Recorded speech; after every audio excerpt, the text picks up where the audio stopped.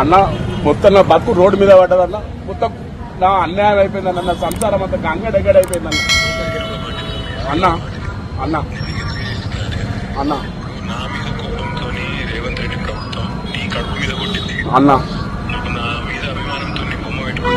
అన్న అన్న అన్న 5 లక్షలైనా 10 లక్షలైనా నీకు ఒక బ్రహ్మాండమైన దుకాణం వెళ్తే నీకు ప్రాపర్ గా మున్సిపల్ పర్మిషన్ ఉన్న దుకాణం నేను పెట్టిస్తా అన్న.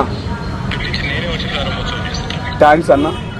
ఇక ధర్నా గిర్నాలు బంద్ చేయ వాళ్ళు మళ్ళీ చూసుకుందాం. వాళ్ళు అట్లా కాదు గింత సార్ సార్ వాళ్ళు పక్కడగాళ్ళు చూసుకుంటే నీకు దుకాణం పెట్టించే బాధ్యత నాది. సరే సార్.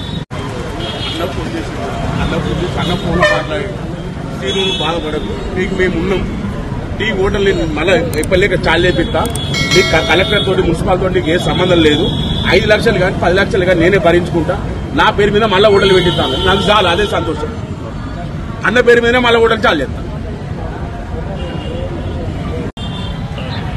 అన్న మొత్తం నా బతుకు రోడ్డు మీద పడ్డదన్న. మొత్తం నా అన్యాయం అయిపోయిందన్న. నా సంసారం అంతా గంగడెగ్గడ అయిపోయిందన్న. అన్న అన్న అన్న నా మీద కోపంతో రేవంత్ రెడ్డి ప్రభుత్వం నీ కడుపు మీద కొట్టింది అన్న.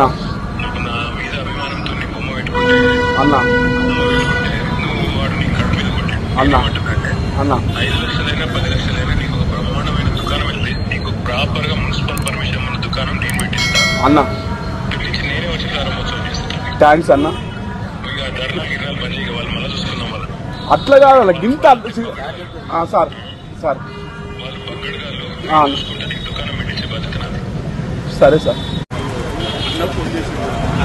అన్న ఫోన్ మాట్లాడి నువ్వు బాధపడదు, నీకు మేము ఉన్నాం, నీ ఓటర్లు మళ్ళీ ఎప్పలేక చాలు చేపిస్తా, నీకు కలెక్టర్ తోటి మున్సిపల్ తోటి నీకు ఏ సంబంధం లేదు, 5 లక్షలు కానీ 10 లక్షలు కానీ నేనే భరించుకుంటా, నా పేరు మీద మళ్ళీ ఓటర్లు పెట్టిస్తాను, నాకు చాలు అదే సంతోషం.